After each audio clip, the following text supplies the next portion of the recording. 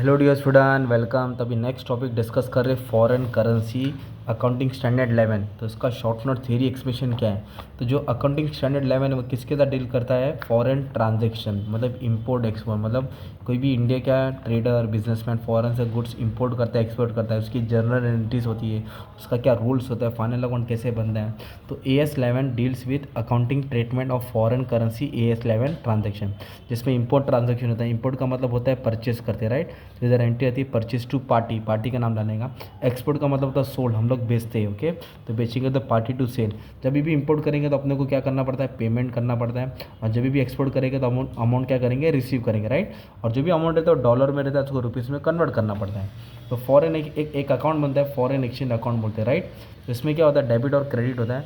Foreign exchange FF account कब debit होता है, जब वो लॉस होता है, जब हम लोग का फॉरेन करेंसी में लॉस होता है, मतलब ज़्यादा पेमेंट क्या आया, कम पेमेंट आया। और फ़ायदा कब आएगा, जब कम पेमेंट किया और ज़्यादा पेमेंट है, ओके। उसको FF अकाउंट बोलते हैं। A separate account is use to record exchange difference, जो भी डिफरेंस होता है फॉरेन करेंसी में वो इसमें रिकॉर्ड करते हैं। तो फॉरेन ट्रांजेक्शन क्या आता है, transaction that involve a foreign currency, that is import export loan investment. दो ट्रांजेक्शन होते हैं, दो चीज़ होते हैं, monetary item non monetary. Monetary मतलब होता है जो कैश में कन्वर्ट होता है, और नॉन मॉनिटरी जो नॉन कैश होता है। तो item that have fix value in terms of money currency such as cash receivable, payable, cash balance, bank balance, debtor, bill receivable, bills payable, ये होता है मॉनिटरी आइटम्स।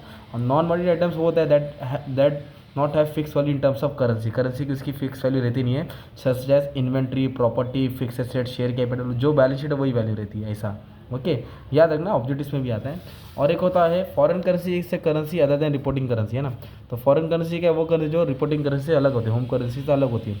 एक होता है स्पॉट रेट। स्पॉट रेट मतलब on the spot, the exchange rate at which the foreign currency transaction is settle, जिस दिन में पेमेंट या पेमेंट जाता है या आता है उस दिन को बोलते हैं स्पॉट रेट। और एवरेज रेट का मतलब होता है मीन रेट होता है, ओके। तो average rate is the exchange rate for period use for translation of foreign transaction, मतलब इसको मीन रेट भी बोला जाता है। और क्लोजिंग रेट जो रहता है वो बैलेंस शीट के लिए लिया जाता है। और जो एक्सचेंज रेट होता है वो जो टू करेंसी का मिश्रण होता है, ओके। फिर आप लोग क्या करना है ना, एग्जाम में ना क्वेश्चन आएगा तुमको फॉरेन करेंसी का, वो क्वेश्चन को उतार देना। This is the example of foreign currency, इतने का माल बेचा, इतना अमाउंट इंस्टॉलमेंट में पे किया, नाम और नंबर चेंज कर देना, तुम्हारा एग्जाम्पल बन जाएगा। थोड़ा इंट्रो भी अच्छा लगेगा और थोड़ा एंडिंग भी अच्छा होएगा। और फिर क्या कर देना, FF अकाउंट बना देना, फॉरेन एक्सचेंज फ्लक्चुएशन अकाउंट, या फिर एंट्री पास कर देना। इंपोर्ट और परचेज सेल की क्या कर पास कर देना, एंट्री पास कर देना। देखो बच्चों लोग, शॉर्ट नोट कभी भी लिखेंगे ना तो चैप्टर के रिलेटेड ही लिखना रहता है तुमको, कुछ भी लिखिए तो टीचर मार्क्स नहीं दी। तो अकाउंटिंग स्टैंडर्ड 11 क्या, उसका अच्छे से मीनिंग बना दो, थोड़ा बहुत कंटेंट आधा पेज उठा के डाल दो एकदम परफेक्ट वाला, बाकी उन वर्ड्स में लिखेगा चलेगा।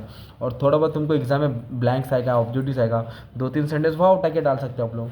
मतलब क्या है, उस चैप्टर के रिलेटेड लिखेगा तो ही शॉर्ट नोट में मार्क्स मिलता है, ओके। तो एकदम सिंपल एंड शॉर्ट तुम्हारे लिए बना दिया। वैसे इस सब बुक का मैंने शॉर्ट नोट अपलोड कर दिया हर एक चैप्टर वाइज का, तो अच्छे से पढ़ के लिखना। बच्चों लोग KT क्यों लगती है, क्योंकि अकाउंट्स में लोग शॉर्ट नोट अटैम्प्ट नहीं कर रहे, जो लिखना पड़ता है, ओके। 20 मार्क का आता है, 15 मार्क का आता है, शॉर्ट नोट लिखना ज़रूरी है, okay. Thank you very much and all the best for exam.